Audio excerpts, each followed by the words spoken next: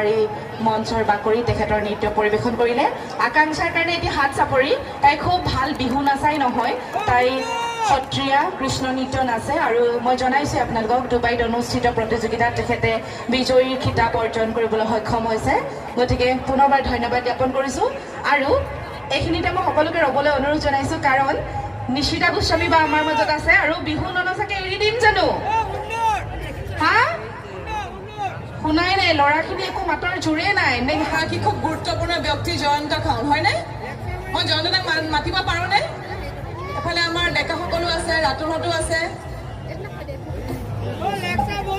জয়ন্ত আপুনি আহিবনে অকণমান মাতিব পালোহে নাপালো পিছফালে ৰলে বিহু বুলি শুনি এয়াহে বাৰু আমি সকলোৱে এপাক নাচিম ন নিমালি ঠিক আছে তুমি আমাক শিকাই দিবা দেই ঠিক আছে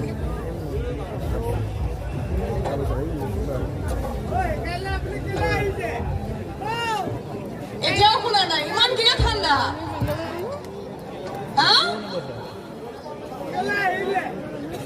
বোলো ধুনীয়া ল'ৰাই কিবা ক'লে নেকি লাভ নাই ল'ৰা ছোৱালী হ'লগৈ হয়নে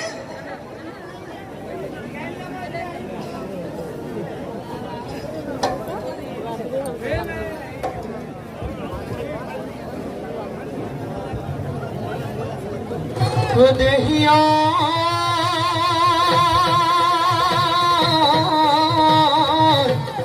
প্রকৃতির বুকুলয় বসন্ত আহিলে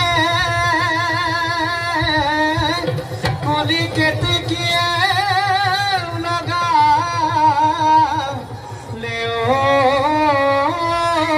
মা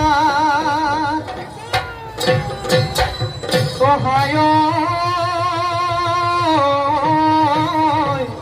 আমার নাচনি এসাজি কাছি আহি সেও সৰিয় ফুটিছে গান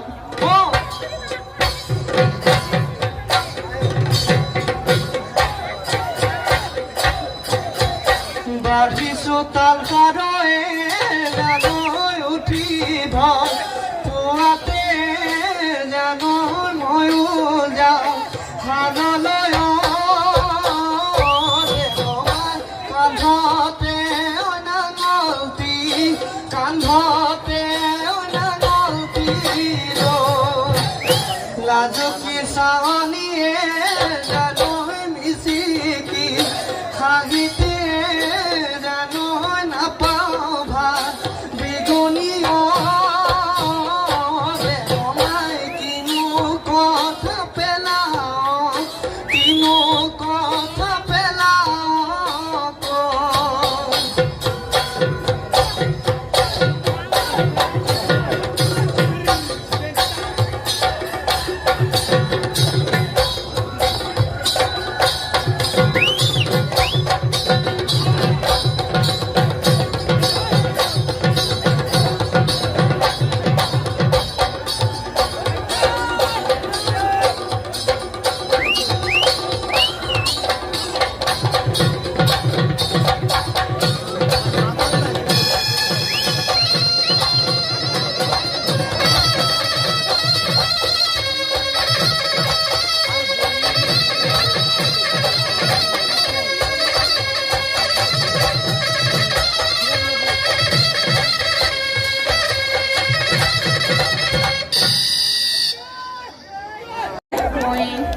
সমিতিৰ উদ্যোক্তাসকলক মঞ্চলৈ আহিবলৈ অনুৰোধ জনাইছোঁ আমাৰ আমন্ত্ৰণ ৰক্ষা কৰি তেখেতে হাজাৰ ব্যস্ততাৰ মাজত আমাৰ মাজত আহি উপস্থিত হৈছেহি মই নিশাংকা খাউণ্ডক এখনি বিহুৱানেৰে আদৰণি জনাবৰ বাবে অনুৰোধ জনাইছোঁ সাংস্কৃতিক বিভাগৰ উপসভাপতি শ্ৰীমতী প্ৰণৱশ্ৰী বৰা দত্ত বাইদেউ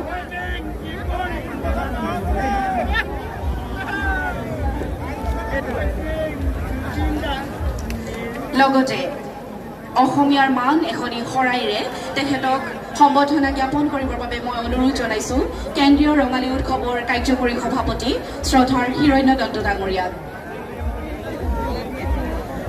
এটি ৰহেদৈ জাপিৰে তেখেতক আদৰণি জনাবলৈ অনুৰোধ জনাইছোঁ কেন্দ্ৰীয় ৰঙালী উৎসৱৰ মুখ্য সম্পাদক মৃদুল কোঁৱৰ ডাঙৰীয়াক।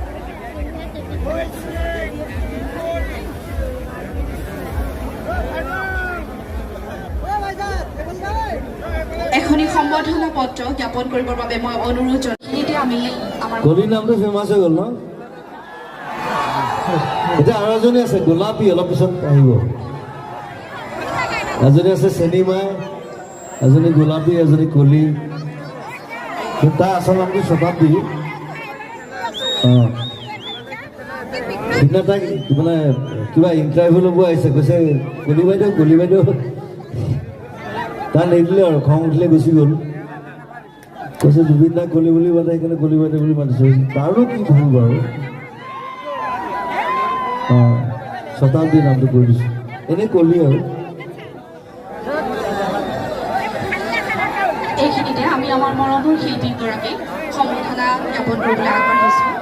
আমি এখনি বিহুৱানেৰে আদৰণি জনাবলৈ কেন্দ্ৰীয় ৰঙালী উৎসৱৰ সভাপতি জয়ন্ত খাউণ্ড ডাঙৰীয়াক অনুৰোধ জনাইছোঁ।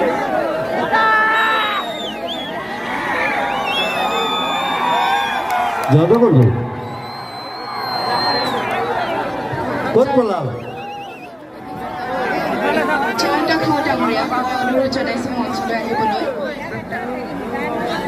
এখনি বিহুৱানেৰে আদৰণি জনাবলৈ মই ত্ৰয়োদশবাৰ্ষিক কেন্দ্ৰীয় ৰঙালী উৎসৱৰ সভাপতি জয়ন্ত খাউণ্ড ডাঙৰীয়াক থেংক ইউ। জয়ন্ত মোৰ লগৰ, খুব ভাল বন্ধু আমি।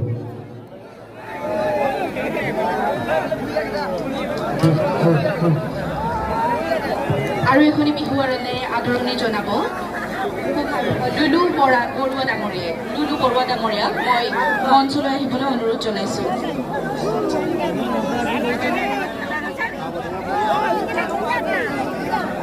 এটি ৰহেদৈ জাপিৰে আদৰণি জনাবলৈ মই অনুৰোধ জনাইছোঁ সাংস্কৃতিক বিভাগৰ সভাপতি পৰেশ দত্ত ডাঙৰীয়াক।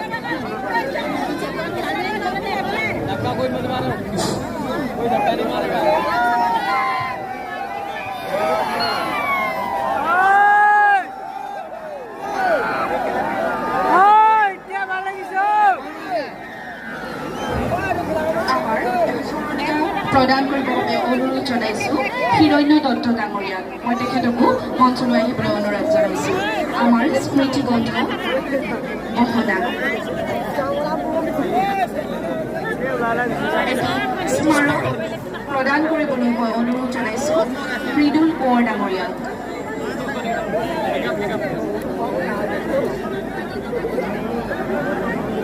আৰু এখনি সম্বৰ্ধনা পত্ৰৰে সম্বোধন জনাবৰ বাবে মই সম্পাদক বিকাশ গগৈক অনুৰোধ ৰাখিছোঁ।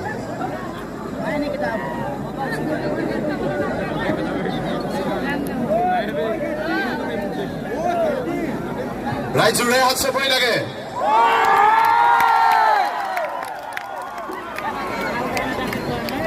আৰু এটি গছ পুলি আমি প্ৰদান কৰিব বিচাৰিছোঁ।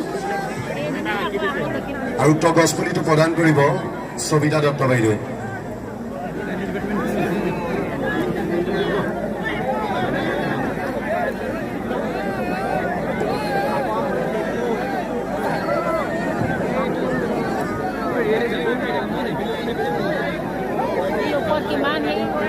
আমি সবিতা দত্ত বাইদেউক মঞ্চত বিচাৰিছোঁ।